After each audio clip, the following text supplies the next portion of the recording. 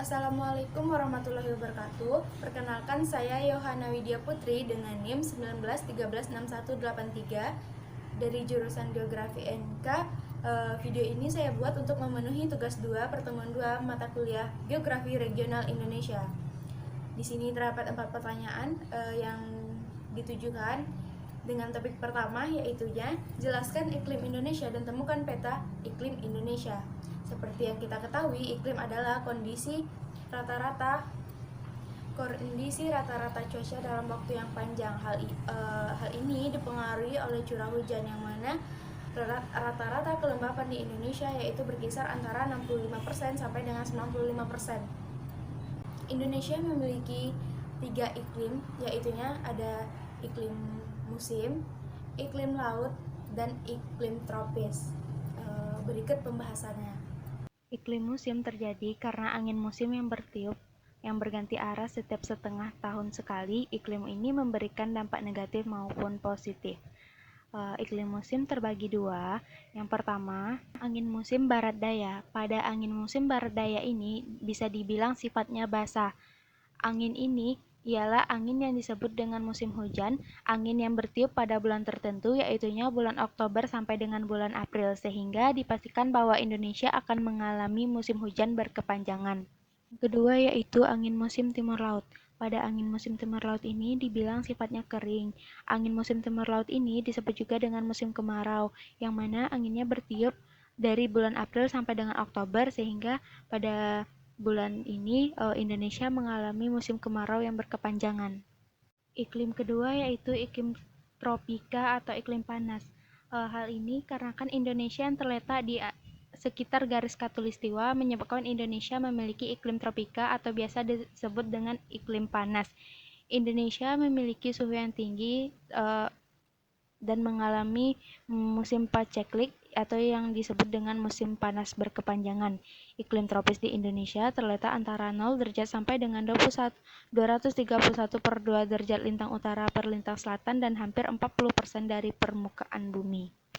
Iklim yang ketiga yaitu iklim laut. Iklim ini banyak mendatangkan hujan yang bersifat lembab sehingga Indonesia mengalami musim hujan berkepanjangan. Dengan adanya iklim laut ini, warga Indonesia merasa kenyamanan dan karena lebih banyak memiliki keuntungan untuk membantu kelangsungan hidupnya. Iklim laut ini berada di daerah tropis dan subtropis dan daerah sedang. Iklim subtropis ialah daerah tinggi atau pegunungan yang terletak di daerah tropis subtropis karena ketinggian berada di daerah pegunungan. Biasanya iklim ini identik dengan iklim samudra. Rata-rata tahunan rendah suhunya sehingga terjadi hujan serta badai sehingga sangat membahayakan keberadaan warga Indonesia jika musim ini datang. Pada daerah sedang, iklim ini memiliki ketinggian yang keadaan masih stabil dan banyak awan, serta hujan pada musim dingin. Namun hujan yang turun tidak seperti daerah tropis dan subtropis yang lebih dominan ke hujan yang disertai badai. Pada daerah sedang ini hujan yang turun berupa rintik-rintik dan tidak membahayakan warga sekitar. Relief merupakan bentuk tinggi rendahnya permukaan bumi, baik berupa tonjolan, dataran, atau cekungan. Relief muka bumi daratan adalah relief permukaan bumi yang terjadi di daratan. Permukaan bumi di daratan mengalami tonjolan cekungan yang membentuk daerah baru dan melahirkan ekosistem yang lain. Relief muka bumi di daratan adalah relief yang paling tampak dan dapat langsung dilihat. Terdapat 7 penampakan relief muka bumi di darat akibat tenaga pembentuk muka bumi. Semua bentuk penampakan ini dapat mengalami perubahan dengan seiring berjalannya waktu. Perubahan tersebut juga akibat dari adanya tenaga eksogen maupun endogen. Relief penampakan tersebut ialah gunung, pegunungan, dataran tinggi, dataran rendah, sungai, rawa, danau, dan pantai. Relief daratan bumi pertama yaitu gunung.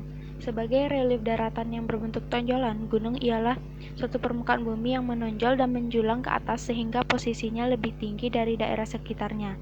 Gunung memiliki puncak dan kaki yang dibatasi oleh lereng di sekitarnya. Gunung dikelompokkan menjadi 2, yaitu gunung aktif dan tidak aktif. Gunung aktif ialah gunung yang memiliki magma dan bisa mengeluarkan magma ke permukaan bumi. Peristiwa ini disebut dengan erupsi gunung aktif. di Indonesia ialah Gunung Merapi, Gunung Sinabung, dan Gunung Bromo. Selanjutnya gunung tidak aktif yang mana tidak lagi mengalami peristiwa erupsi dan mengeluarkan material yang ada dalam perutnya. Gunung ini contohnya Gunung Cikuray, Gunung Sumbing, Gunung Asupan, Ciremai, dan Gunung Arjuno. Yang kedua, reliefnya yaitu pegunungan, yaitu suatu kumpulan atau gugusan gunung-gunung, baik itu gunung berukuran besar ataupun yang berukuran kecil. Terbentuknya suatu pegunungan akibat dari adanya gerak orogenitik yang memberikan suatu penekanan secara horizontal dan vertikal. Penekanan tersebut mengakibatkan terjadinya distorsi atau perpindahan letak lapisan kulit bumi sehingga terbentuklah sebuah pegunungan. Pegunungan juga terbagi dua, ada pegunungan tinggi, yakni pegunungan yang tingginya lebih dari 500 meter di atas permukaan laut, dan pegunungan rendah dengan tinggi berkisar 500 sampai dengan 1500. Selanjutnya bukit. Bukit merupakan suatu daerah di permukaan bumi yang ketinggiannya tidak lebih dari 600 meter di atas permukaan laut. Sedangkan contohnya yaitu Bukit Kayangan di Jambi, Bukit Geger di Jawa Timur, dan Perbukitan Krewet di Jawa Tengah. Relief selanjutnya adalah lereng, yaitu suatu daerah yang posisi permukaan tanahnya miring. Berdasarkan dari derajat kemiringannya, lereng diklasifikasikan menjadi 4 jenis, yakni lereng landai dengan derajat kemiringan 0 derajat sampai 5 derajat, lereng curam dengan derajat kemiringan 5 derajat sampai 45 derajat, lereng terjal dengan derajat kemiringan 45 derajat sampai 70 derajat, dan lereng tegak dengan derajat kemiringan 70 derajat sampai 90 derajat. Contohnya, lereng gunung di Indonesia yaitu lereng Gunung Sumbing dan lereng Gunung Sindoro. Relief selanjutnya dataran. Dataran daerah luas yang cukup landai. Ada 3 jenis dataran. Yang pertama dataran tinggi atau disebut juga dengan plateo, yang mana ketinggiannya berkisar dari 200 sampai dengan 1500 meter di atas permukaan laut. Penyebab terbentuknya yaitu bekas dari suatu kaldera luas yang tertimbun material gunung serta akibat dari suatu erosi dan proses sedimentasi. Contohnya dataran tinggi Gayo, dataran tinggi Karo di Sumatera Utara. Yang kedua, dataran rendah.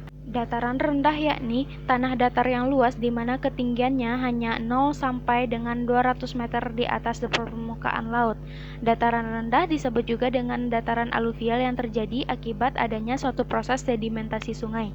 Contohnya dataran rendah Cianjur di Jawa Barat dan dataran pantai utara Jawa. Yang ketiga ada dataran pantai, yang mana suatu daratan yang letaknya berada di tepi laut. Ketinggiannya pada umumnya kurang dari 200 meter dari permukaan laut. Dataran pantai mengalami pengaruh laut secara langsung.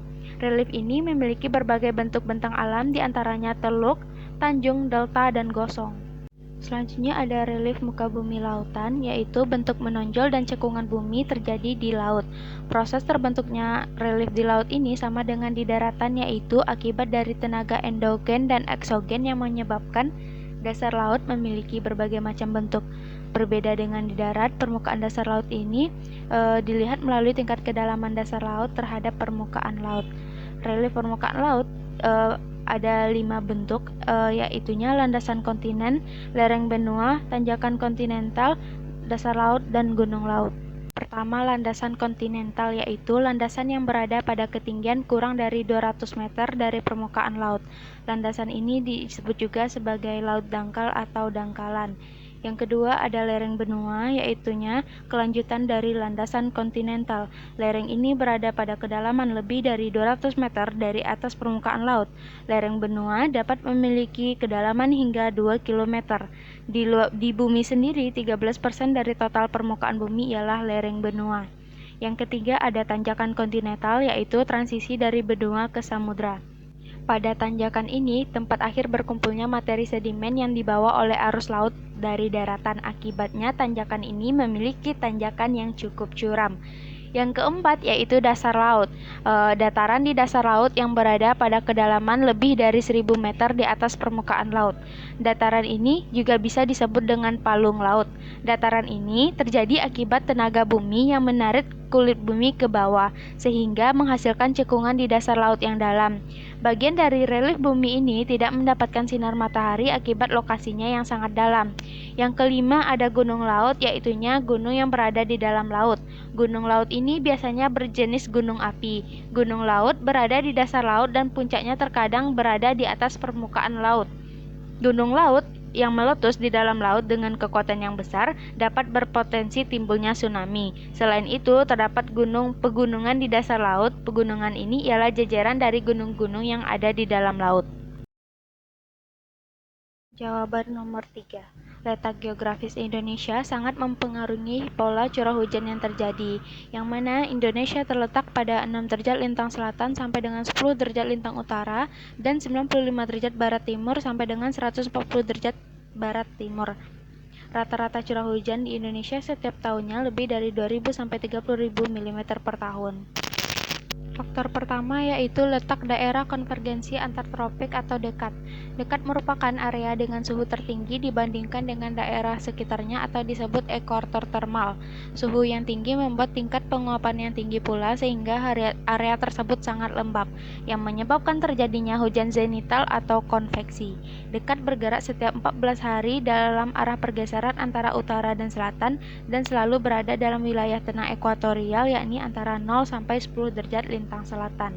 Kedua yaitu bentuk medan dan arah lereng medan. Selain itu, letak geografis juga mempengaruhi seperti yang pertama, curah hujan di Indonesia bagian barat lebih besar daripada Indonesia bagian timur. Contohnya, deretan Pulau Jawa, Bali, NTB, dan NTT yang dihubungkan oleh selat sempit, jumlah curah hujannya terbanyak di Jawa Barat.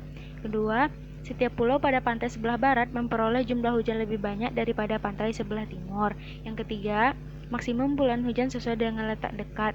Selanjutnya, curah hujan terbanyak umumnya berada pada ketinggian 600 sampai 900 meter di atas permukaan laut. Saat mulai turunnya hujan bergeser dari arah barat ke timur, maka pantai barat Pulau Sumatera sampai ke Bengkulu mendapatkan hujan terbanyak pada bulan November. Di Lampung dan Bangka yang letaknya ke timur mendapat hujan terbanyak pada bulan Desember. Sedangkan di Jawa bagian utara, Bali, NTB, dan NTT hujan terbanyaknya yaitu pada bulan Januari sampai dengan Februari. Selanjutnya, pada daerah pedalaman di semua pulau, musim hujan jatuh pada masa musim pancaroba, demikian juga dengan daerah rawa yang besar. Dan terakhir, di Sulawesi Selatan bagian timur, Sulawesi Tenggara, Maluku Tengah, musim hujannya berbeda-beda yaitu pada bulan Mei sampai dengan Juni. Menurut BMKG, Indonesia memiliki 3 pola hujan. Pertama, pola monsun. Perbedaan jelas antara musim penghujan dan kemarau. Pola curah hujan monsun biasanya mendominasi beberapa daerah di Indonesia seperti Sumatera bagian selatan, Kalimantan Tengah dan Selatan, Jawa, Bali, Nusa Tenggara, dan bagian Papua. Pada bulan Juni, Juli, dan Agustus, biasanya terjadi musim kering dan pola curah hujan monsun dicirikan dengan tipe curah hujan yang bersifat unimodial, yaitu satu puncak musim hujan. Sementara di bulan Desember, Januari, dan Februari merupakan bulan basah, sedangkan 6 bulan sisanya ialah periode peralihan atau pancaroba.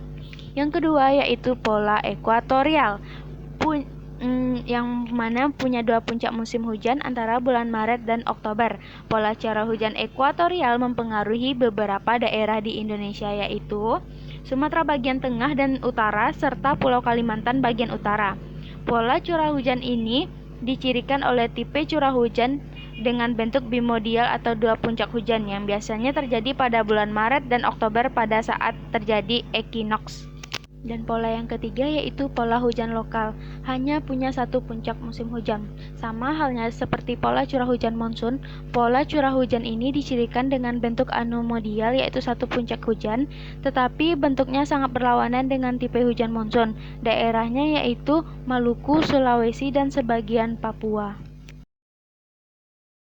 Jawaban nomor 4 yaitu garis Wallace merupakan garis yang membatasi antara jenis flora dan fauna Indonesia bagian barat dan tengah atau tipe asiatis dan tipe peralihan. Garis ini ditentukan berdasarkan hipotesis Alfred Russel Wallace. Sedangkan garis Weber yaitu garis yang membatasi antara jenis flora dan fauna Indonesia bagian tengah dan timur atau tipe peralihan dan tipe australis. Garis ini ditentukan berdasarkan hipotesis Max Wilhelm Carl Weber.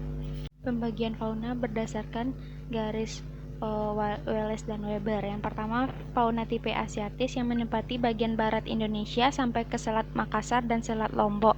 Di daerah ini terdapat berbagai jenis hewan menyusui yang besar seperti gajah, harimau, badak, beruang, dan orangutan. Yang kedua, fauna tipe australis yang menempati bagian Indonesia Timur, meliputi Papua dan pulau-pulau sekitarnya. Di daerah ini terdapat jenis hewan seperti kanguru, burung koswari, cendrawasih, dan kakak tua. Dan pada tipe peralihan terdapat di bagian tengah Indonesia, meliputi Sulawesi dan daerah Nusa Tenggara. Di daerah ini terdapat jenis hewan seperti kera, kuskus, babi rusa, anoa, dan burung maleo.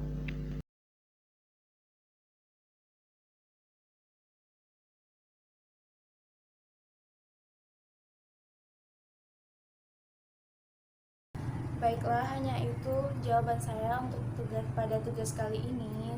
Saya ucapkan sekian dan terima kasih. Assalamualaikum warahmatullahi wabarakatuh.